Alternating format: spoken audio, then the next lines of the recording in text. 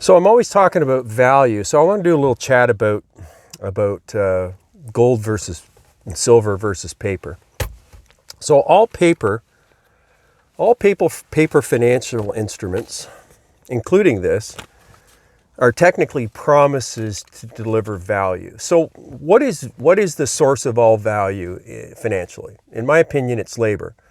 Yes, Karl Marx and I agree on the one thing, that it's labor. But what do I define labor as? Well, in my opinion, labor is, well, the obvious, people working. But how do we define work? Is work not, sitting at a desk, looking through data, any of that? Any time we're doing something that is work-related, that's labor. And that is where the source of value is. So people will say, well, wait a minute, I've got a whole bunch of, oil on my land or gold on my land or trees on my land. They have value. Well, they have potential value, but as they stand, sure, trees are great for, converting carbon dioxide into oxygen so we can breathe it. But as a tool, a useful item, they really are no good on their own. Without labor, people willing to go and cut them down, work with them, shape them into things, they have no real value to anybody. Only potential value. And this is where I think people get confused. They say, well, wait a minute, they have value. I say, well, that's potential value. The value comes when I actually take the walnut tree and carve it into a gun stock so that I can have a weapon that I can hunt and get food to survive. That's real true value. Because things of value are things that people want and need.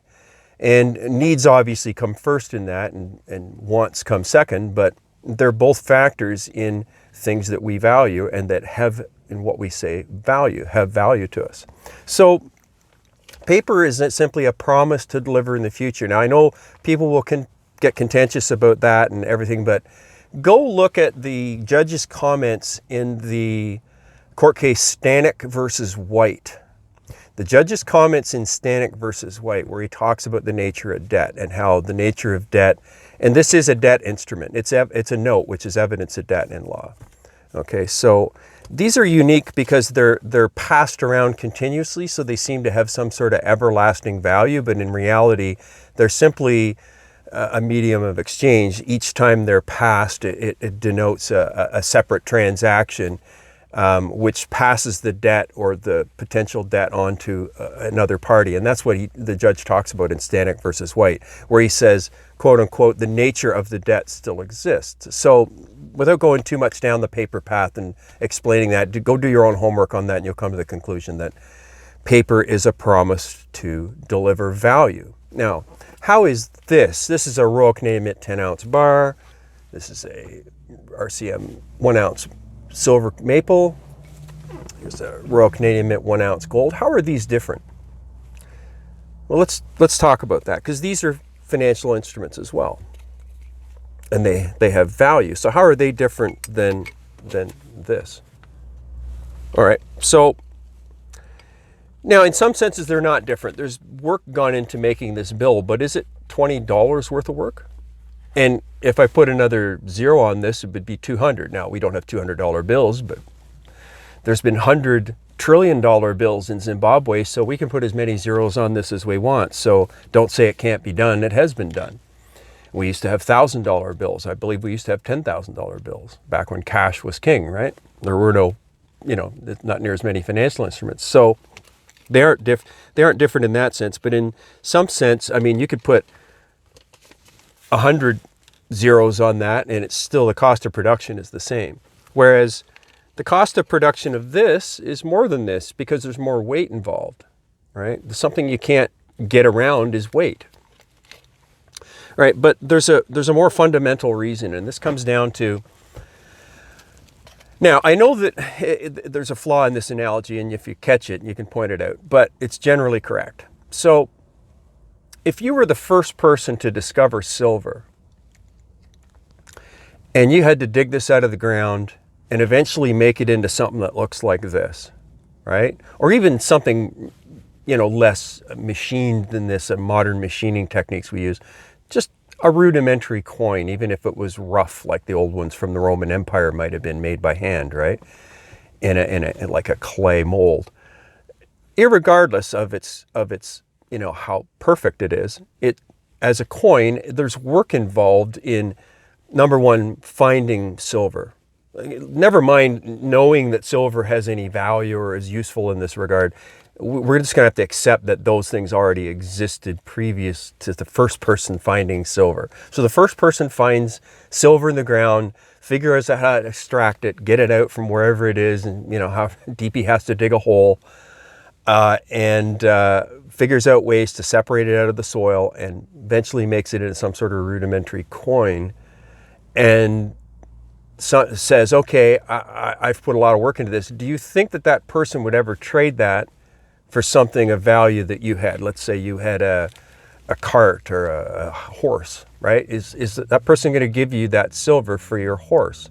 Well, yeah, sure. If they feel that the horse is of value, that's a contract between two people, and that's a decision that they can make. And they may be willing to divest this for nothing. But they're certainly not just going to hand this to you unless they see something in that transaction with you that you're going to trade back that's of equal value to what they had put into discovering, digging up, refining and melting and making a coin.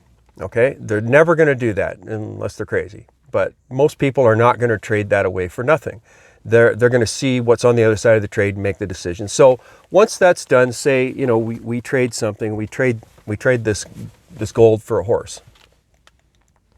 Now you've traded the gold for the horse.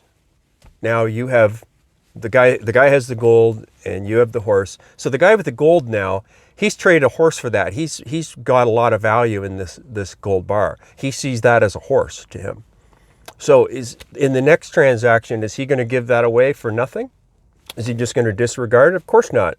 There's a personal value in that, a personal, sacrifice that person's made, and they're going to want to be recompensated for that sacrifice, and so on and so forth. So every time this gets traded, somebody's going to have to make a sacrifice, and that is the nature of trade and commerce. So my point here is that that's always going to exist. The problem with these is when we produce too many of these, remember, these are a promise to deliver this. This is value. The value is built in. This is the thing. The labor is done, right? In the next transaction this 20 goes to do, the labor hasn't necessarily been done yet. It's a promise. It's a little confusing, I understand, with the 20, but if you do it as a transaction on paper on a ledger, it's a lot easier to understand, because transactions on ledgers, when they create money, as I talked about in another video, how banking works, I'll link that as well in the description on how banking works. It's really just an accounting system. So when they've accounted for something and that particular debt has been paid, they simply erase it off the ledger, and the dollars that represent the debt and the transaction just disappear, just the same way they come into existence. This, you can't do that with. This is a real physical thing. The work and the labor has already been done. So the work and the labor are kind of intrinsic to the piece. And this is where the word intrinsic value comes from. People like to argue this in mince words. The purveyors of paper that like paper like to confuse the issue and say that we're full of crap. And when we talk about value this way and labor, but I mean, use your own common sense, folks. Does it sound like what I'm saying makes sense? If it was you and you had done the labor, if I gave you the shovel and said, you go dig, and you figured out how to make one of these, would you give it away for nothing? Of course not. So there you have it. That's built-in value, built-in labor. So that's the difference between paper and metals. I know a lot of people express that as buying power, and they say, well, at least it's real. But to me, those explanations don't really get to the heart and sum up what we're dealing with here. So I hope that helps. I hope that you can understand that better, because I think everybody can understand if they did the work and they had that value put into it, that they would have the same feelings about it. And that cycle is never going to break. Every time this gets traded to somebody, there's going to be some sort of value proposition in that, and nobody's going to want to give it up for free. Nobody has yet. These are still valuable. I mean, if you think like some of the people that say that gold has no value or it's not intrinsically valued, great. You can give it all to me. I'll take all your gold you don't think's valuable. Anyway, thanks for listening. Comment down below. Hit the notification bell to get notified when new videos come out. And have a great day, folks. Thanks for listening.